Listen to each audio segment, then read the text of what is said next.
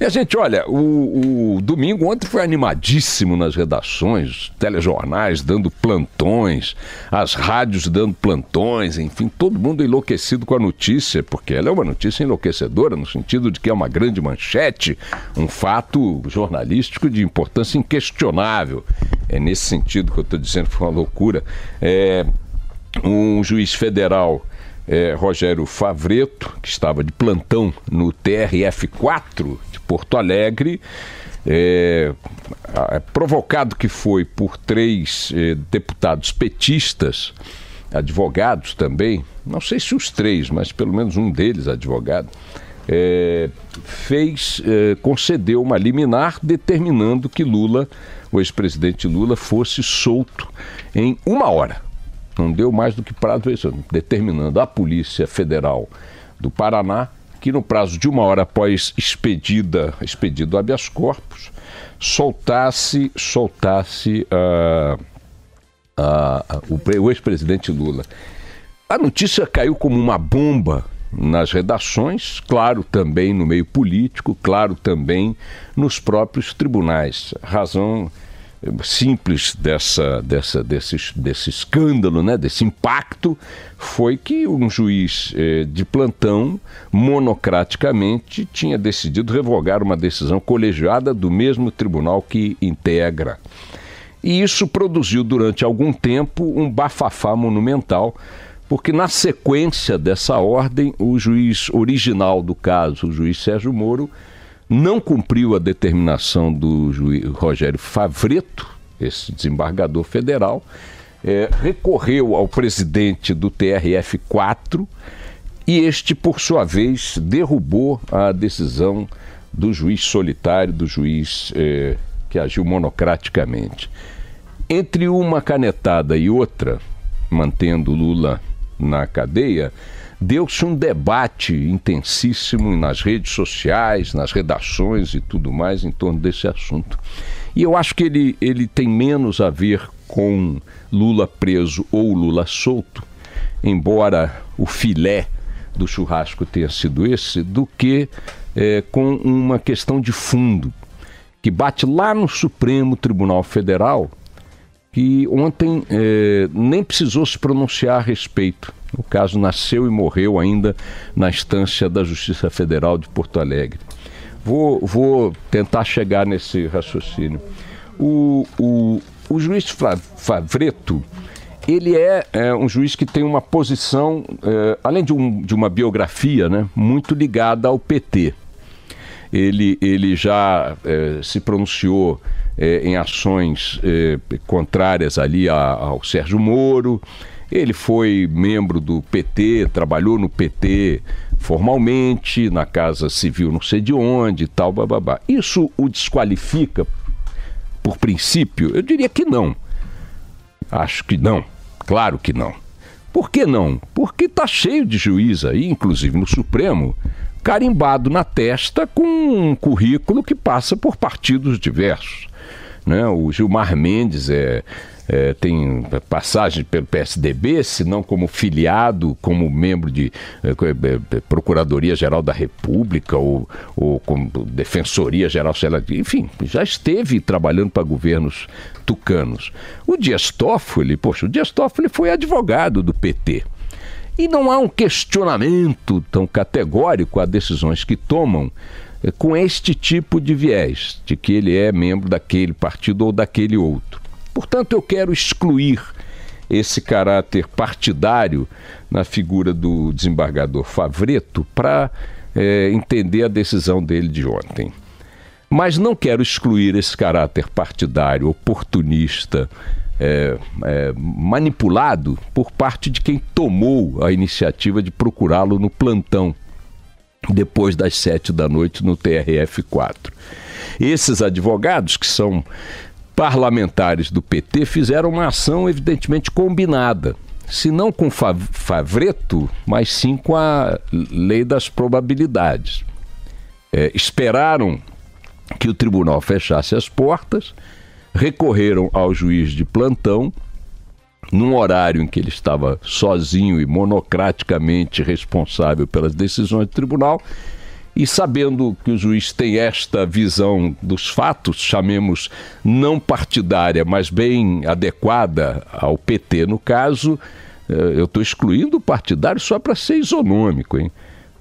Não estou dizendo que ele não haja partidariamente, não. Estou só querendo excluir isso do argumento. E aí foram lá, bateram na porta e tal, bababá. Então a malandragem, a coisa suja, para mim, está na condução por parte dos advogados, que não são os advogados de Lula, são políticos, são deputados do PT, que tentaram fazer essa manobra para produzir uma consequência que acabaram produzindo e que vamos imaginar que não fosse o juiz Favretto e que o juiz que lá estivesse monocraticamente resolvesse conceder essa liberdade para o Lula. Aí começa a residir a questão.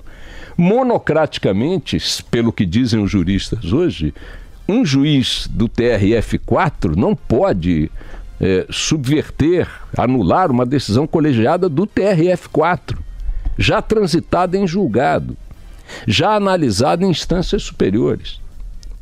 Então foi ali uma decisão por si só, independentemente do carimbo partidário do juiz Favretto, independentemente do oportunismo quase cafajeste dos deputados do PT, que fizeram isso apenas para obter aquilo, desta forma, sabendo da fragilidade da coisa, sabendo que ela seria cassada meia hora depois, como acabou sendo. Mas não há, tecnicamente falando, justificativa, e aí vem o segundo capítulo da coisa, que possa permitir ao juiz Sérgio Moro, que está numa instância inferior à do juiz Favretto, não cumprir a decisão do juiz da instância superior. Sérgio Moro também improvisou uma conduta, uma reação que tramitou pelos caminhos jurídicos, mas usando uma hora um patinete, outra hora uma motocicleta, outra hora um foguete, outra hora um engatinhando, improvisou um monte de remendos para poder chegar ao presidente do Tribunal Regional Federal e pedir que ele anulasse a decisão do Favretto, e assim acabou acontecendo. Por que eu digo que tudo isso bate lá em Brasília?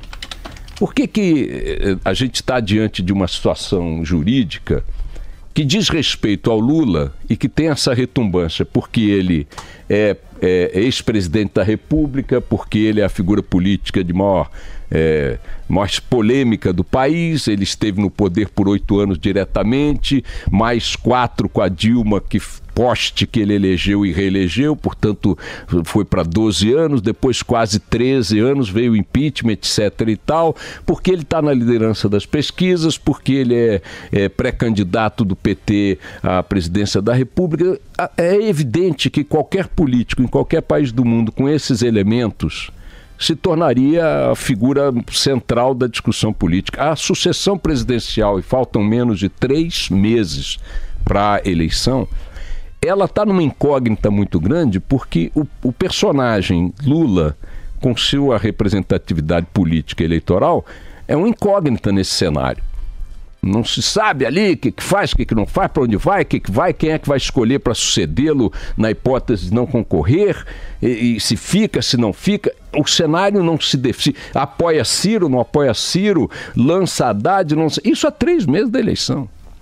Nesse quadro que está aí, volto ao fio da meada, o Supremo Tribunal Federal teria o dever de referenciar a discussão jurídica, de pacificar a discussão jurídica. Muita gente diz assim, mas o Supremo já pacificou a decisão sobre prisões em segunda instância, dizendo que elas são possíveis, né? Não é que ele torna obrigatório, mas são possíveis e portanto, esse assunto está pacificado. Não está, meus queridos, porque o Supremo tem hoje, como disse bem o professor Joaquim Falcão da Fundação Getúlio Vargas, citado ontem aqui pelo Eduardo Oneg, o Supremo está dividido hoje em 15 instâncias. 15 instâncias. A saber, uma para cada um de seus ministros, são 11. Outra para presidente do tribunal, que além de ser ministro ou ministra, atua com uma espécie de esfera própria em decisões de pauta e tudo mais, são 12. uma para cada uma de suas duas turmas, que decide de um jeito. Se você submeter a primeira turma do Supremo, uma ação dizendo, por gentileza, esta roda é uma circunferência, ela dirá sim. Aí você vai para isso na primeira turma, aí você vai na segunda turma e pergunta, por favor, esta roda é uma circunferência? Eles dizem não. E vice-versa, se for um quadrado. Se for com um quadrado para a segunda turma, por gentileza, esse quadrado é um quadrado? Eles dirão não. Se for para a primeira, este quadrado é um quadrado? Sim. Então são mais duas instâncias.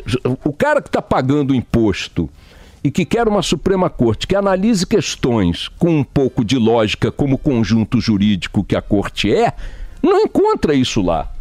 Suas excelências ficam ali batendo boca, batendo cabeça, batendo sei lá mais o que, trancadas sei lá onde.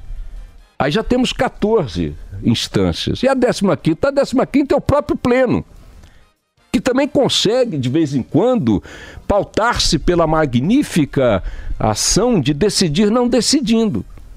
Então, quando você tem um Supremo Tribunal Federal agarrado numa anarquia interna dessa dimensão, e quando se diz que a questão está pacificada, não está, porque ela vem produzindo essas cólicas, ora solta um, ora não solta, ora prende um, ora não prende, ora solta o político A, B e C, ora não solta o D, e por aí vai. Todo dia o Supremo produz uma surpresa, todo dia o Supremo está nas manchetes, ora solta um traficante, gente boa, ora solta o chefe da máfia dos ônibus do Rio, ora solta o cliente da mulher, ora solta o médico Abdel Maci, ora vai por aí, cada hora é um maluco dando um tiro para cada lado, ora solta o Zé Dirceu, ora só, e arquiva, e isso e aquilo outro, e Lava Jato é boa, Lava Jato é ruim.